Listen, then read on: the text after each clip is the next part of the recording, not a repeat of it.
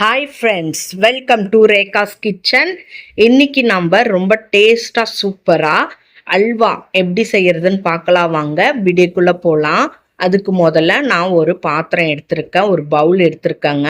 அந்த பவுலில் அரை கப் அளவு கோதுமை மாவு எடுத்திருக்கேன். கோதுமை மாவு எந்த கப்பில் நம்ம அளந்தோமோ அதே கப்பில் நம்ம தண்ணி ஆட் பண்ணிக்கலாம். நான் 3 கப் அளவு தண்ணி ஆட் பண்ணுறேங்க. இது கரெக்டாக இருக்கும். இப்போ நம்ம கட்டிகள் இல்லாத நல்லா பீட் பண்ணி கலந்து வச்சுக்கணுங்க. இந்த மாதிரி கட்டிகள் இல்லாத கலந்து வச்சுக்கணும். இப்போ இது ஒரு ஓரம் இருக்கட்டும். இப்போ நான் அடுப்பில் வானல் வச்சுருக்கேன்.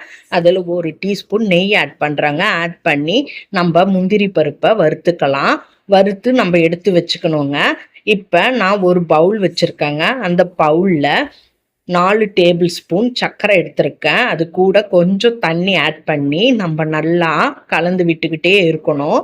நம்ம கலந்து விட கேரமல் ரெடி ஆகிடுங்க. இப்போ கேரமல் ரெடியாக இருக்குது. நம்ம ஏற்கனவே கலந்து வச்சோம் இல்லைங்களா கோதுமை மாவு தண்ணி, அந்த தண்ணியை நம்ம கேரமலில் ஆட் பண்ணிக்கலாங்க. ஆட் பண்ணி நம்ம கட்டிகள் இல்லாத கலந்து விட்டுக்கிட்டே இருக்கணும். கொஞ்ச நேரத்தில் சீக்கிரமாக கட்டி ஆகிடுங்க. இங்கே பாருங்கள், நல்லா கட்டி ஆயிடுச்சு பாருங்கள்.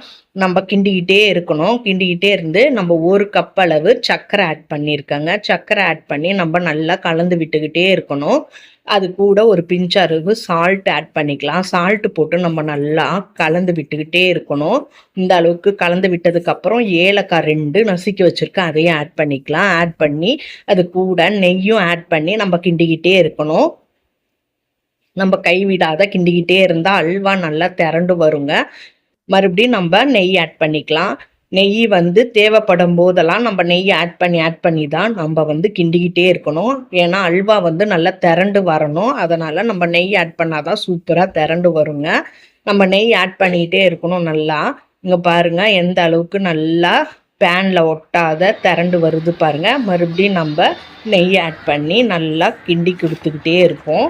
அந்த அளவுக்கு நம்ம எந்த அளவுக்கு நம்ம கிண்டி கொடுக்குறோமோ அந்த அளவுக்கு அல்வா நல்லா டேஸ்ட்டாக சூப்பராக வருங்க. அதே போல் பேன்லேயும் ஒட்டக்கூடாது.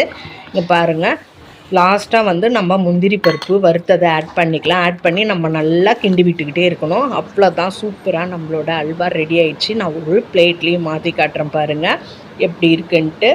சுட சுட நம்மளோட அல்வா சூப்பராக ரெடி ஆயிடுச்சு. இதே போல் நீங்களும் உங்கள் வீட்டில் ட்ரை பண்ணுங்கள். இந்த வீடியோ உங்களுக்கு பிடிச்சிருந்தா லைக் பண்ணுங்கள், ஷேர் பண்ணுங்கள், கமெண்ட் பண்ணுங்கள்.